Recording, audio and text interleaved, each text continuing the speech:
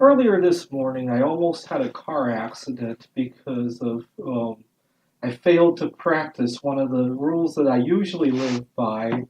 I guess just having woken up and not really being wide awake, I kind of forgot one of my favorite rules, which is when you're doing what you're supposed to be doing, to be confident about it. What had happened was that I had gone to my trunk to get something, and then I pulled away from the parking garage. And as I got to the intersection, I heard somebody tapping their horn at me, and it made me worry, did I forget to close the trunk door? And it's a problem because I have a lot of heavy stuff in there, and if I went to any speed with the door even slightly open, it's probably going to fly open. So I looked into my rear view mirror to see if the trunk door was open, and as I did that, I almost ran off of the road. And I don't know why I didn't feel that confidence today. Normally, I think of something, I do it, and I do it confidently. One example I like to refer to is when I was working on my PhD.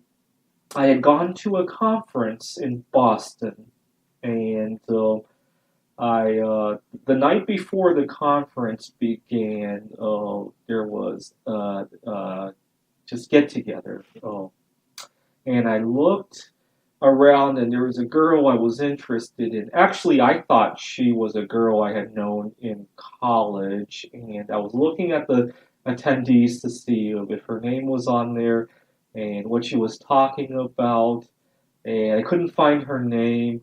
And then I looked more carefully and realized it wasn't her. But I wanted to know this girl anyway. And we had gone back to our hotel rooms, and I was preparing what I should do, and I went online to research different suggestions. And there was this one suggestion about various foods you can eat to give off certain hormones or odors or something to they did studies that or make you sexually attractive, something like that. And so I went out to it was already 1 a.m., 2 a.m., and I went out to get these foods because I realized if I didn't and I didn't get to know the girl, I would always wonder in the back of my mind, what if I had? I didn't want to leave that what if open. So I went out and got the foods and I ate them, and then I went to sleep very confidently because I knew I had done everything that I could, and if it didn't work out, I couldn't blame myself anymore. That's the only thing I wanted to do, not be able to blame myself. Whether or not it would work out with the girl, it's not really under my control anymore once I've done everything that I can. So I did that, and then the next morning, I made sure to wake up in time to get to the conference hall to scope out the area, and I wanted to sneak up on her. So I would sit in the very back of the conference room, and she would come in, and then I would go out the back door and into the front door to sit next to her. And so the next day, I got up at like 7 in the morning to go to the conference room to do that. And I'm sitting at my computer. I was writing a computer program for one of the research problems I was working on. And she comes into the door and starts to walk toward the back of the, the classroom that we were in. And my heart sank because I knew she had seen me. I couldn't play that game of circling back and sitting next to her. So she's walking closer and closer and closer. And my heart's racing like 1,000 beats a minute. I didn't want her to see my heart was racing, so I tried to focus on my computer program. And the next thing I knew, she sits down right next to me. And I really tried to focus on the computer because I didn't want her to see all the emotions running through me. And then I got up to get to the bathroom, and as soon as I walked into the bathroom, I just jumped and screamed. And it's just an example. You just have to be confident with what you're doing. Had I been not confident the night before, I would have tossed and turned and stayed up all night, missed the conference altogether, probably. And I've had so many car accidents that my confidence has really been shaken in terms of the car. Part of the problem more recently, I haven't had a car accident in over a year now, but I never seem to have.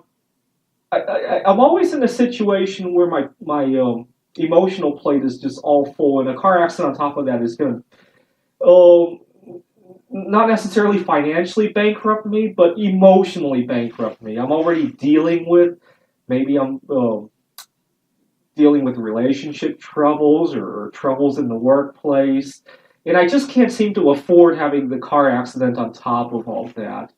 I'm not talking about financially afford, but emotionally afford.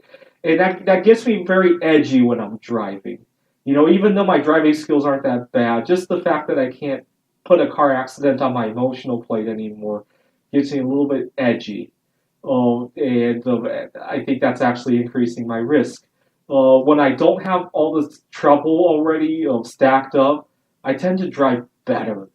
Uh, Also, there was a time where I had faked an illness from work to go somewhere, and the whole trip I was worried about leaving a paper trail. If I had a car accident, or even if I had gotten a ticket, it's something people can look up here in Washington State that you've gotten a speeding ticket or a parking ticket. I know my boss probably isn't going to go look up something like this, but at least a paper trail for somebody to point out something.